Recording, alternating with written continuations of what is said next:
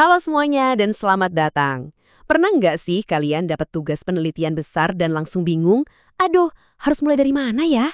Tenang aja, kali ini kita akan bedah tuntas peta jalannya, langkah demi langkah, dari halaman kosong sampai kalian bisa nemuin terobosan. Perasaan bingung di awal itu wajar banget kok. Tapi coba deh, anggap ini bukan beban, melainkan sebuah petualangan seru yang bakal kita mulai bareng-bareng.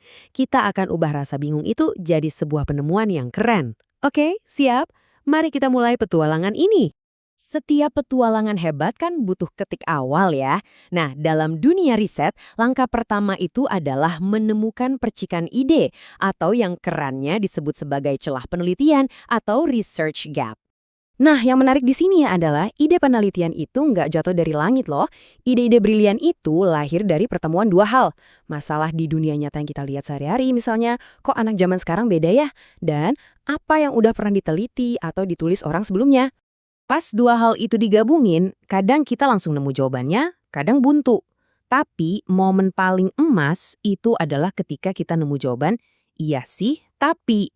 Nah, kata tapi inilah sihirnya, ini sinyalnya, ini celahnya, ini pintu masuk buat penemuan orisinal kalian. Jadi, research gap ini sebenarnya adalah berbagai macam peluang yang tersembunyi. Kalau kita bisa kenali jenis-jenisnya, kita jadi tahu nih mau ambil jalur petualangan yang mana yang paling seru buat dijelajahi. Seperti yang bisa kita lihat, jalurnya tuh macem-macem. Misalnya, kalian mungkin nemu confusion gap, di mana teori di buku bilang A, tapi kenyataannya kok B. Beda banget. Atau ada juga neglect gap. Ini kayak area kosong di peta. Topik penting, tapi kok nggak ada yang neliti? Aneh kan? Bisa juga ada klaim yang populer banget, tapi ternyata belum punya bukti kuat sama sekali. Nah, setiap celah ini tuh kayak undangan buat memulai penjelajahan baru. Oke, idenya udah ada. Terus gimana cara bikin pertanyaan riset yang tajam? Nah, ada dua resep sakti nih, PICO dan SPICE. PICO, singkatan dari Population, Intervention, Comparison, Outcome, ini jago banget buat riset klinis. Misalnya, buat populasi lansia, apakah intervensi X lebih bagus dari Y buat mencapai outcome Z? Gitu. Sementara itu, SPICE lebih cocok buat riset sosial yang pengen ngerti konteks dan pengalaman. Intinya, dua-duanya ini alat bantu biar ide kita yang masih abstrak jadi pertanyaan yang fokus dan bisa dijawab. Oke, arah udah dapet. Sekarang, kita butuh peta. Nah, dalam riset, peta ini namanya state of the art. Ini langkah yang krusial banget buat ngerti medan yang bakal kita jelajahi. Jadi, apa sih state of the art itu? Gampangnya gini. Ini tuh rangkuman lengkap dari semua hal yang udah diketahui tentang topik kalian sampai detik ini. Jadi kita nggak mulai dari nol, tapi kita berdiri di atas bahu para peneliti sebelum kita. Analogi ini pas banget dengan bikin state of the art, kita tuh mastiin nggak buang-buang waktu ngerjain sesuatu yang udah pernah ditemuin orang. Justru kita jadi tahu, aha, disinilah kontribusi unik saya bisa masuk buat bikin rodanya jadi lebih sempurna. Prosesnya nggak ribet kok, beneran. Cuma ada 4 langkah simpel ini. 1. Tentuin fokusnya. 2. Bikin pertanyaannya. 3. Pilih kata kunci yang pas buat nyari-nyari. Dan 4. Yang penting juga, tentuin batasannya. Misalnya, oke, saya cuma mau lihat riset 5 tahun terakhir aja. Gampang kan? Oke, peta udah ada. Setiap petualang kan butuh kompas ya. Di dunia riset, kompas kita itu adalah teori. Dan tujuan utamanya adalah novelty atau kebaruan. Yuk kita lihat gimana dua hal ini saling berkaitan. Teori itu bukan cuma konsep ngawang-ngawang loh. Ini alat yang praktis banget. Dia ngasih kita kerangka buat mikir, nuntun kita pas ngerancang riset, dan pada akhirnya riset kita itu bisa jadi malah memperkuat, menantang, atau bahkan melahirkan teori baru. Keren kan?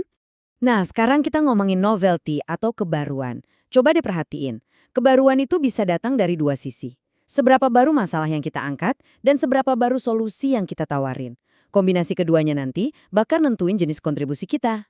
Ini nih level paling tinggi, invention atau penemuan. Bayangin aja, kalian nemuin penyakit yang sama sekali baru, terus kalian juga yang bikin vaksin pertamanya. Itu dia intinya, masalahnya baru, solusinya juga baru. Ini puncaknya terobosan. Selanjutnya ada improvement atau perbaikan. Masalahnya sih udah kita kenal lama. Contoh gampangnya, baterai HP yang boros. Nah, kalian nggak nemuin masalah baru, tapi kalian datang dengan teknologi baterai yang jauh lebih efisien. Jadi, kalian nawarin solusi yang lebih baik buat masalah lama. Yang terakhir ini seru banget, namanya exaptation. Ini soal kreativitas. Coba bayangin GPS. Dulu kan dibuat buat militer ya. Terus ada orang pinter yang mikir, gimana kalau ini kita pakai di HP buat navigasi sehari-hari? Nah, itu dia acceptation. Ngambil solusi yang udah ada, terus diterapin ke masalah yang sama sekali baru. Oke, peta siap, kompas siap. Sekarang waktunya kita ngerakit toolkit modern buat perjalanan ini. Kita bakal bahas alat-alat praktis buat tinjauan pustaka di zaman sekarang.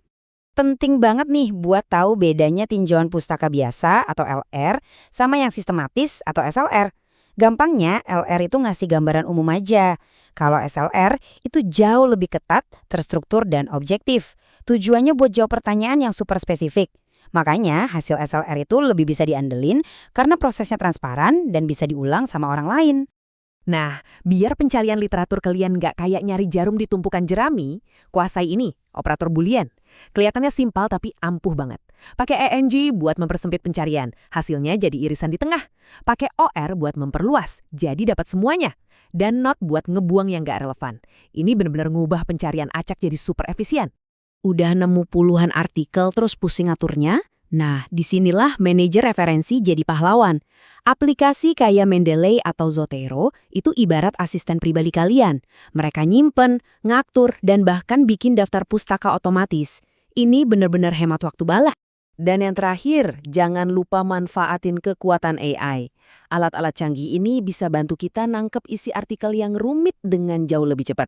Kalian bisa nanya langsung ke papernya, minta dibikinin rangkuman, atau minta penjelasan buat paragraf yang bikin pusing. Ini beneran game changer, kayak punya asisten riset super pinter yang siap sedia 24/7. Jadi gitu, dari halaman kosong, sekarang kalian udah punya peta, kompas, dan seperangkat alat canggih. Kalian udah siap banget buat mulai. Pertanyaannya sekarang bukan lagi mulai dari mana, tapi penemuan luar biasa apa yang menanti di depan sana. Selamat bertualang!